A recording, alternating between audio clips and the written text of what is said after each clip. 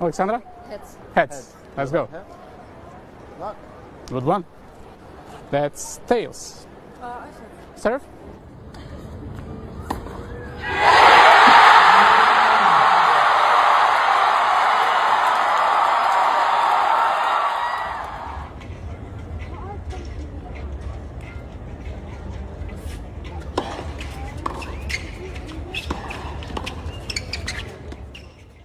She didn't celebrate? Eala's shocking gesture brings Sasnovich to tears after epic comeback. A Court Vision Plus special investigation. Ladies and gentlemen, welcome back to Court Vision Plus, where we don't just watch the ball, we watch the heartbeat of the game. What you're about to hear isn't just a tennis match recap. This is the story of a moment so pure, so unexpected, so emotionally devastating that it has literally broken the internet. If you think you know what sportsmanship looks like, I need you to forget everything you thought you knew. Because what happened at the Mubadala Abu Dhabi Open yesterday rewrote the rulebook on human decency in competitive sports. We're talking about Alexandra Eala, the 20-year-old Filipino phenom who has been carrying an entire nation on her shoulders. We're talking about Alexandra Sasnovich, the battle-hardened Belarusian veteran fighting to prove her best days aren't behind her. We're talking about a comeback from a 4-love deficit in the third set that defied every statistical probability in professional tennis. But here's the thing that has millions of people crying into their phones right now: the real story didn't happen during the match. It happened after. In those 60 seconds following the final point, something occurred that reminded us why we fall in love with sports in the first place. Why did the victor refuse to celebrate her greatest comeback? Why did she walk away from the roaring crowd and toward her opponent's bag? What were those whispered words that caused a hardened professional athlete to break down in tears not once, but twice, in front of thousands of spectators? And why is this single gesture being called the most important moment in women's tennis this year? Today on Court Vision Plus, we're going deep. We're dissecting the match point by point, we're analyzing the psychology, we're revealing exclusive details about what was actually said in that embrace, and we're exploring why this moment matters far beyond the Abu Dhabi hard courts. This is investigative sports journalism at its finest. This is the complete, unfiltered story of what is now being called the miracle in Abu Dhabi and the gesture that stopped time. So hit that subscribe button right now because you're going to want to remember where you were when you first heard this story. Let's step onto the court. The stage was set in the most unassuming way possible. Abu Dhabi in early February, the heat is oppressive, the humidity wraps around you like a wet blanket, and the pressure of professional tennis compounds everything. This was a round of 16 match at the Mubadala Abu Dhabi Open, a WTA 500 tournament that attracts the world's elite but rarely generates the kind of global headlines we're seeing today. On paper, this matchup looked straightforward. Interesting, perhaps, but not the stuff of legend. On one side of the net stood Eala, ranked 45th in the world and ascending like a rocket. At just 20 years old, she has become the face of Philippine tennis, the graduate of the legendary Rafa Nadal Academy who learned how to fight from the greatest warrior the sport has ever seen. Every time Eala steps on court, she carries the hopes of over 100 million Filipinos who see in her the possibility of tennis greatness from a nation not traditionally known for the sport. The pressure would crush most people her age. The Eala army was out in full force in Abu Dhabi, Philippine flags waving, drums beating, creating an atmosphere that felt more like a football match than a tennis tournament. She had just come off a quarterfinal run and was riding a wave of momentum that seemed unstoppable. On the other side stood Alexandra Sasnovich, the 31-year-old from Belarus who currently sits at 109th in the rankings but possesses the kind of dangerous experience that makes her a nightmare opponent for anyone. This is a woman who has been in the trenches of professional tennis for over a decade. She has beaten top 10 players. She has won WTA titles. She knows every trick, every tactical adjustment, every mental game. But at 31 in a sport that worships youth, Sasnovich is fighting a different battle now. She's fighting for relevance. She's fighting to prove that rankings don't tell the whole story. She's fighting to show that veterans still have something to say. Every match at this stage of her career carries extra weight because the cruel reality of professional tennis is that the window closes fast, and once it shuts, it rarely opens again. This was supposed to be a competitive match, sure, but few predicted it would become what it became. The narrative seemed clear: the rising star versus the fading veteran, youth versus experience, the future versus the past. But tennis, beautiful and brutal tennis, doesn't care about narratives. It writes its own scripts, and what unfolded over the next 3 hours and 5 minutes would be so dramatic, so emotionally exhausting, so completely unpredictable that even the most seasoned tennis journalists were left speechless. From the very first point, something felt different. The intensity was immediate. Sasnovich came out swinging with the desperation of someone who knows this might be one of her last opportunities to make a statement on the big stage.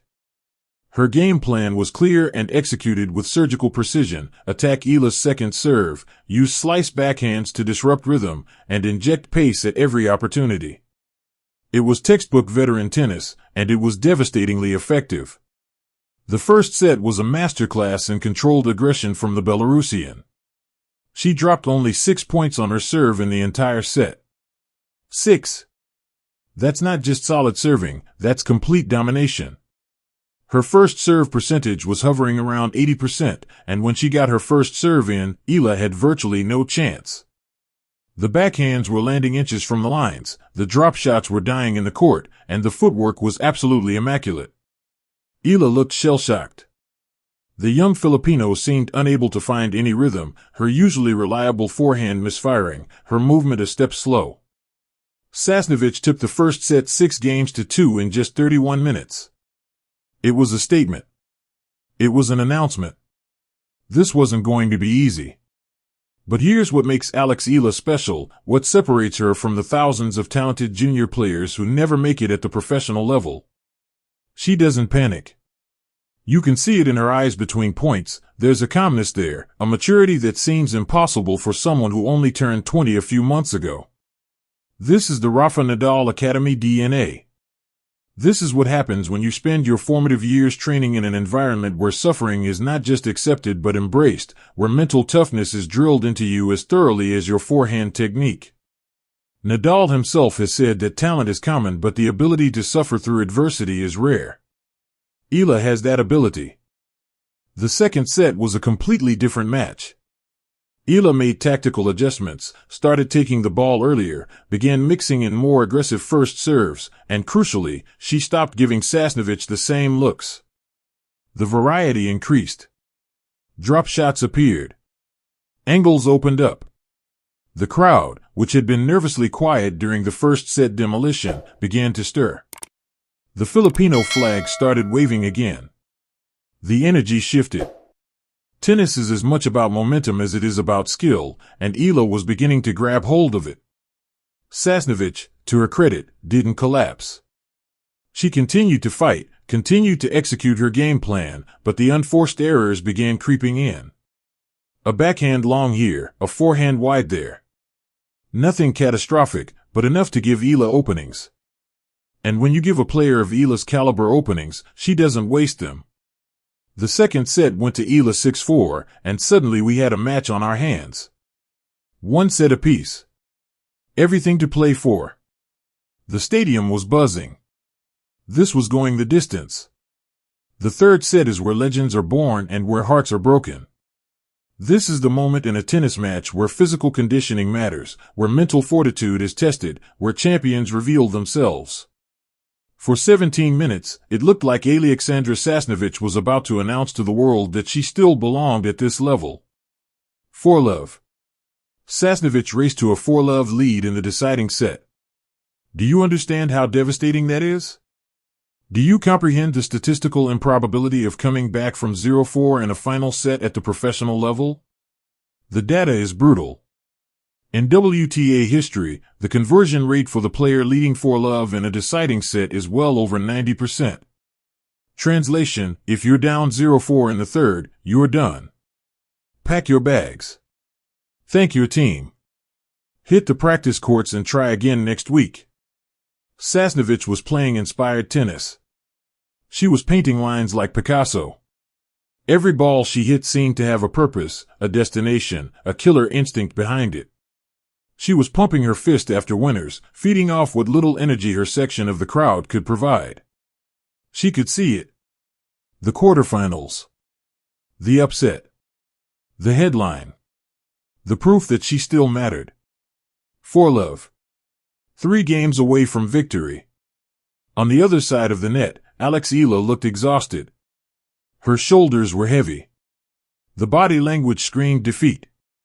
Even the most optimistic members of the Eala army were starting to accept the inevitable. The comeback from 1 set down had been admirable, but this was a bridge too far. 0-4 in the third against a veteran playing the match of her year? The math didn't work. But Eala doesn't do math. She does heart. She grabbed her towel, took a breath, and walked back to the baseline with the kind of determination that can't be taught. What happened over the next 37 minutes will be studied in sports psychology classes for years to come. Point by point, game by game, she chipped away. She broke Sasnovich to make it 1-4. The crowd roared. She held serve to make it 2-4. The roar got louder. Another break. 3-4. The stadium was shaking. She held again. 4-4. Pandemonium. Sasnovich's face told the story. The confidence had evaporated. The body language had shifted. She was no longer hunting, she was surviving. The momentum had completely swung, and in tennis, momentum is everything. But credit to the Belarusian veteran, she didn't fold completely. She held her serve to force a tiebreak. 5-4 became 5-all. We were going to a third-set tiebreaker, the cruelest invention in sports. 7 points to decide 3 hours of work. Sudden death. No margin for error. The tiebreak was a microcosm of the entire match, tense, dramatic, swinging back and forth. Neither player could grab control. 5-all in the tiebreak. Match point distance for both. Eala stepped up and crushed a forehand winner. 6-5, match point Eala. The stadium held its breath. Sasnovich served, trying to inject pace, trying to get one last free point. The rally developed. Forehands, backhands, both players emptying the tank. And then, Sasnovich's backhand caught the tape and sailed long. Game. Set. Match. Eala. 2-6, 6-4, 7-6. 3 hours and 5 minutes. One of the greatest comebacks of the young WTA season.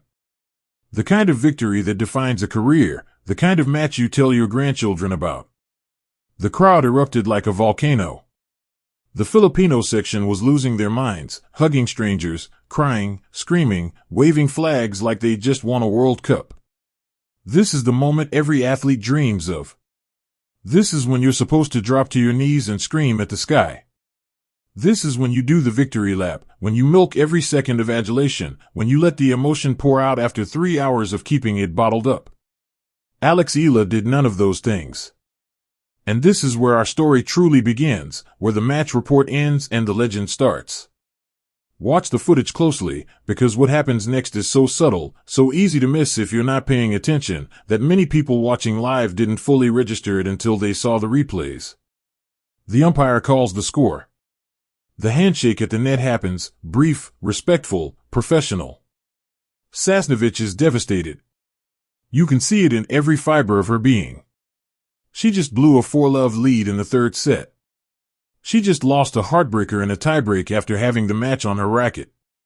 She walks quickly to her bench, head down, trying to hide behind her towel, trying to pack her bag as fast as humanly possible so she can escape to the locker room and process this agony in private. Eala walks to her bench. But she doesn't celebrate. She doesn't acknowledge the crowd yet. She reaches down, and from somewhere near her team, she retrieves a massive bouquet of flowers. Bright, vibrant colors, yellows, pinks, reds, contrasting beautifully against the blue hard court. The crowd starts to murmur. What is she doing? Is she going to give those to a family member in the stands? Is this some kind of ceremony we don't know about? No. Eala turns and walks directly toward Alexandra Sasnovich's bench. The crowd noise begins to fade as people realize something unusual is happening. Sasnovich is zipping up her racket bag, her back to the court, fighting back tears of frustration and disappointment. She's in her own world of hurt. Eala walks up and gently taps her on the shoulder.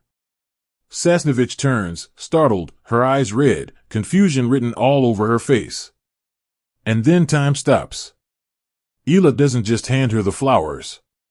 She steps in close and wraps both arms around the veteran in a tight, genuine embrace. Not a polite good match hug. A real hug. A sisterly hold. The kind of hug you give someone when words aren't enough. The microphones on court didn't capture the audio clearly, but multiple spectators in the front row have since reported what they heard, and it's been corroborated by lip readers analyzing the footage. Eala leaned in close, her voice steady but thick with emotion, and whispered directly into Sasnovich's ear words that would instantly go viral once they became public knowledge. Thank you for fighting so hard. I learned so much from you today. Let those words marinate for a second. Absorb the weight of that statement. Eala had just won the biggest comeback of her professional career. She should be thinking about ranking points, about prize money, about her next opponent, about the quarterfinal that awaited her. Every instinct, every ounce of competitive fire, every bit of adrenaline coursing through her veins should be focused inward on her own achievement. Instead, she was thinking about the woman she had just defeated. She was acknowledging the battle they had shared. She was paying tribute to the warrior across the net, recognizing that without Sasnovich's brilliance, her own comeback would be meaningless. Sasnovich froze. The shock on her face is visible in every photograph, every video angle. She looked at the flowers, then at Eala, then back at the flowers. She tried to smile, tried to maintain composure, but the dam broke. The tears that had been tears of frustration and disappointment transformed into something completely different: gratitude, validation, relief, connection. She nodded, unable to form words, and clutched the bouquet like it was the most precious thing she'd ever been handed. Eala stepped back, giving her space, respecting the moment. The embrace could have ended there and it still would have been remarkable. But what happened next elevated it to legendary status. Sasnovich took a deep breath. She wiped her face with her wristband. She looked at Eala, who was still standing there patiently, and something broke open inside her. She dropped her tennis bag, stepped forward, and initiated a second embrace. She pulled Eala in close, and right there, in front of 12,000 people in the Abu Dhabi Stadium and hundreds of thousands watching the live stream around the world, these two warriors just stood there, holding each other, both of them crying openly. Two women separated by 11 years in age, by nationality, by career trajectory, by the net that had divided them for 3 hours, united in this moment by the pain and beauty of what they had just experienced together. The stadium fell silent for a brief second, that kind of stunned silence when something so genuine happens that it short-circuits our normal response patterns. And then the applause began. Not the explosive cheering of a match-winning point, but the slow, building, thunderous applause of pure respect. The ripple effects continued to spread. Both players saw massive spikes in their social media followings, but more importantly, they sparked conversations about how we approach competition, how we treat our rivals, how we define success. The match will be remembered for the comeback, but the moment will be remembered forever. Eala went on to face Ekaterina Alexandrova, the number 2 seed, in the quarterfinals. It was another 3-set battle that Eala ultimately lost 7-5 in the third, but she walked off that court to another standing ovation. Her ranking would climb to a career-high 43rd in the world after the tournament, but more significantly, she had announced herself not just as a talented player but as a person of remarkable character. Sasnovich played the following week at another tournament and received some of the loudest cheers of her career during player introductions, with fans bringing flowers to the venue. She spoke to the press about how the Abu Dhabi experience had reinvigorated her love for the sport. "Sometimes you need to be reminded why you started something," she said. "Alex reminded me. The tennis community has a short memory in some ways, quickly moving from one tournament to the next, from one storyline to another. But certain moments transcend the weekly news cycle. Roger Federer crying on court after losing to Rafael Nadal at the 2009 Australian Open. Naomi Osaka comforting a devastated Serena Williams after their controversial US Open final. Andy Murray's emotional speech after losing the 2012 Wimbledon final.